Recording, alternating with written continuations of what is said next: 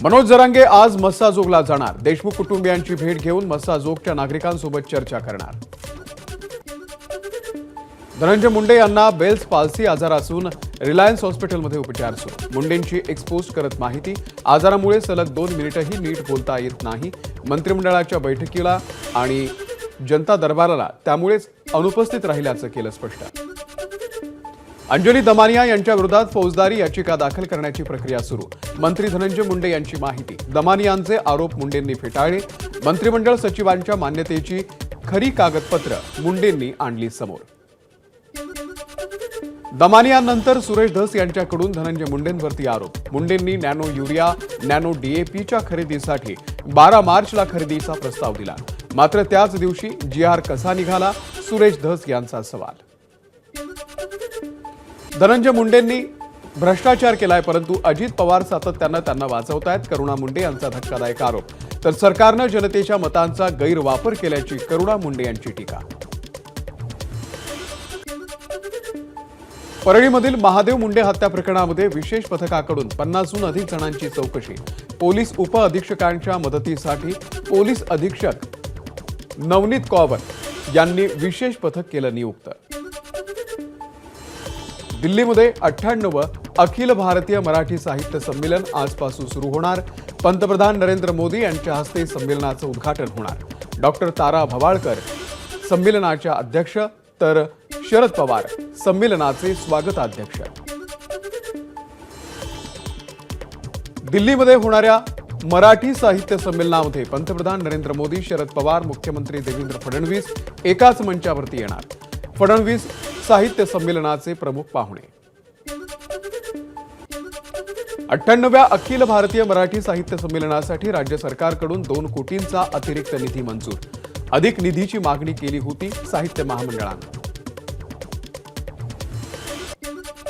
उद्धव ठाकरे यांना धक्क्यावरती धक्के, आता धक्का पुरुष झालोय। उद्धव ठाकरेंचं वक्तव्य, यांना जो धक्का द्यायचा तो एकदाच असा देऊ की हेच पुन्हा दिसता कामा नये। ठाकरेंचा विरोधकांना इशारा।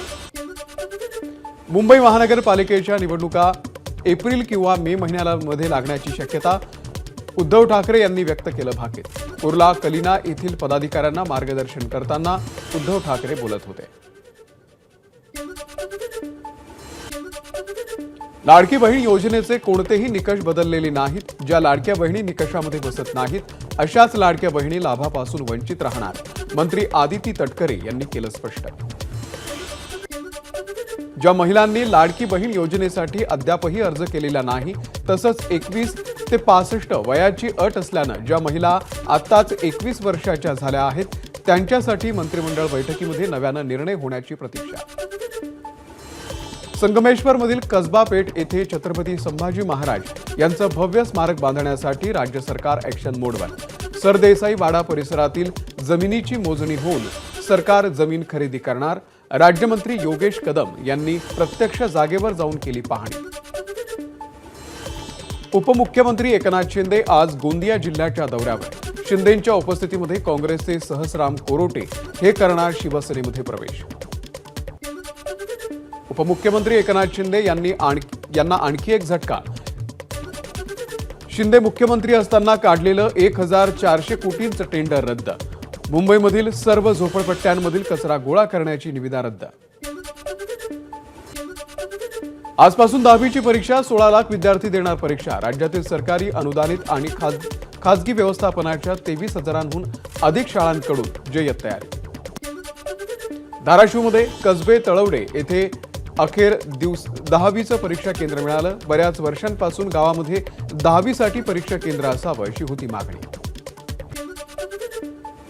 10वीच्या परीक्षांच्या पार्श्वभूमीवर शिक्षण मंडळातर्फे मोठा निर्णय। गैरप्रकार घडणाऱ्या परीक्षा केंद्रावरील संपूर्ण स्टाफ बदलला जाणार। राज्यातील 701 केंद्रांवरील संपूर्ण स्टाफ बदलला जाणार। कोल्हापुरातील सीपीआर रुग्णालयामध्ये जीबीएसमुळे एका वृद्धाचा मृत्यू। जीबीएसमुळे कोल्हापूरमध्ये आतापर्यंत एकूण 4 रुग्ण दगावले, तर सीपीआरमध्ये 12 रुग्णांवरती उपचार सुरू असून त्यापैकी 3 रुग्ण व्हेंटिलेटरवर। मुंबई ते इगतपुरीच्या दरम्यान लवकरच अमृत भारत स्लीपर एक्सप्रेस धावणार।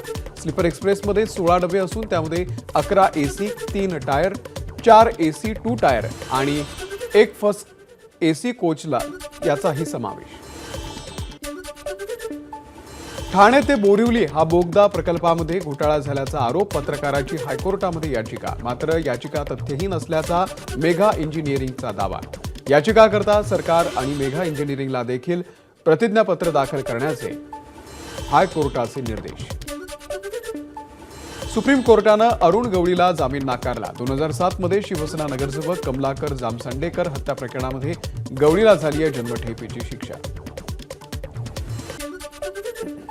केंद्र सरकारनं ओटीटी प्लॅटफॉर्मसाठी आणली नवी आचारसंहिता. अश्लील कंटेंट प्रसारित केल्यास मोठी कारवाई केली जाणार. आचारसंहितेचं कडक पालन करण्याचे ओटीटी प्लॅटफॉर्म्सना सरकारचे निर्देश. ठाकरेंच्या शिवसेनेनं माजी खासदार राजन विचारे यांची खासदार नरेश म्हस्के यांच्या विरोधात दाखल केली होती याचिका. उमेदवारी अर्ज भरताना एका गुन्ह्याची माहिती लपवल्याचा केला होता आरोप. या याचिकेवरती आज होणार सुनावणी. मुख्यमंत्री देवेंद्र फडणवीस यांना तुळजापूरचं शिष्टमंडळ भेटणार. ड्रग्ज तस्करांवरती कारवाईची मागणी करणार. पालघरच्या वडवली येथील टायर कंपन्यांच्या विरोधामध्ये स्थानिकांनी मंत्री गणेश नाईक यांच्याकडे तक्रार. कारखाने नियमांचा भंग करत असतील तर तातडीनं बंद करा. जनता दरबारामध्ये गणेश नाईक यांच्या अधिकाऱ्यांना सूचना. जिल्हाधिकाऱ्यांना लहान सहान बैठकांसाठी बोलावं लागतं, बोलावू नका. महसूल विभागाच्या मुख्यमंत्री, उपमुख्यमंत्री आणि मुख्य सचिवांव्यतिरिक्त इतर विभागांनाही सूचना. जिल्हाधिकाऱ्यांची सततच्या बैठकांमधून सुटका. दूरदृश्य प्रणालीद्वारेच उपस्थित राहण्यास मुभा.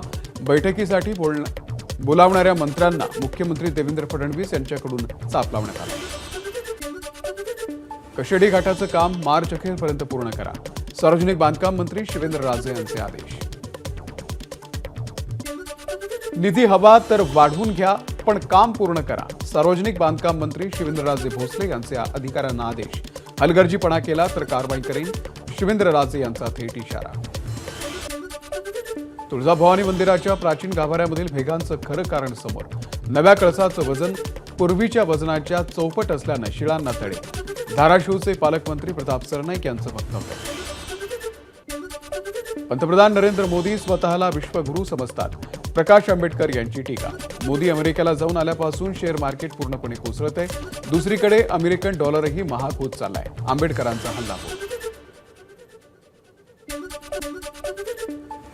मध्य रेल्वेच्या सोलापूर विभागातील लोको पायलटचं अनोखं आंदोलन. विविध मागण्यांसाठी 36 तास उपाशी राहून रेल्वे चालवत आंदोलन. शासनाकडून विकास कामांची देयकं मिळत नसल्याच्या निषेधार्थ ठेकेदारांचं आंदोलन. सार्वजनिक बांधकाम विभागाच्या कार्यालयाच्या समोर डंपर, मिक्सरसह अवजड वाहनं लावून केलं आंदोलन.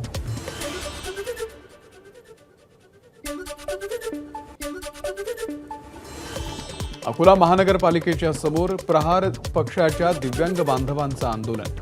शहरातील रेल्वे आणि बस स्थानकामध्ये दिव्यांग भवनाची निर्मिती करा यासह विविध मागण्यांसाठी आंदोलन. स्वाभिमानी शेतकरी संघटनेच्या पदाधिकाऱ्यांचं परभणीच्या गोदावरी पात्रामध्ये आंदोलन. 2024 मधील पीक विमा देण्यात यावा.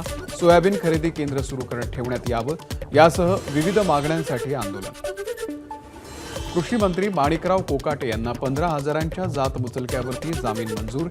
सत्र न्यायालयामध्ये अपील करण्यासाठी कोकाटेंना 30 दिवसांची मुदत. कोकाटेंना नाशिक जिल्हा न्यायालयानं सुनावली आहे 2 वर्षांची शिक्षा. 2 वर्षांची शिक्षा झाल्यामुळे माणिकराव कोकाटेंची आमदारकी रद्द होण्याची शक्यता. शिक्षेला हायकोर्टात स्थगिती मिळाली नाही तर कोकाटेंचं पद धोक्यात.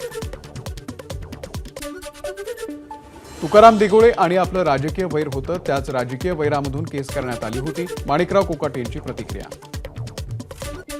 न्यायालयानं शिक्षा सुनावलेल्या मंत्र्यांचा तातडीनं राजीनामा घ्यायला हवा. ठाकरेंच्या शिवसेनेच्या उपनेत्या सुषमा अंधारे यांची कोकाटेंना सुनावलेल्या शिक्षेवरती प्रतिक्रिया. माणिकराव कोकाटेंवरती विधिमंडळ कारवाई करू शकत नाही. विधिमंडळाचे माजी सचिव अनंत कळसे यांनी केलं स्पष्ट. कोकाटेंकडे निर्दोषत्व सिद्ध करण्यासाठी 6 महिन्यांचा कालावधी. कळसेंची माहिती. मी मंत्री आहे हे महत्वाचं नाही, तर माझा जन्मपत्रिकेवरती हिंदू उल्लेख आहे हे महत्वाचं. मंत्री नितेश राणे यांचं विधान. तर सरकार धर्मांतर विरोधी कायदा आणणारच, राणेंचा विश्वास. जळगावमध्ये महाविकास आघाडीचं 1 दिवसीय आंदोलन. शेतकऱ्यांच्या विविध मागण्यांसाठी महावितरण कार्यालयाच्या बाहेर महाविकास आघाडीचा ठिय्या. शेतकऱ्यांच्या समस्या न सोडवल्यास तीव्र आंदोलन करण्याचा इशारा. एबीपी माझा, उघडा डोळे बघा नीट.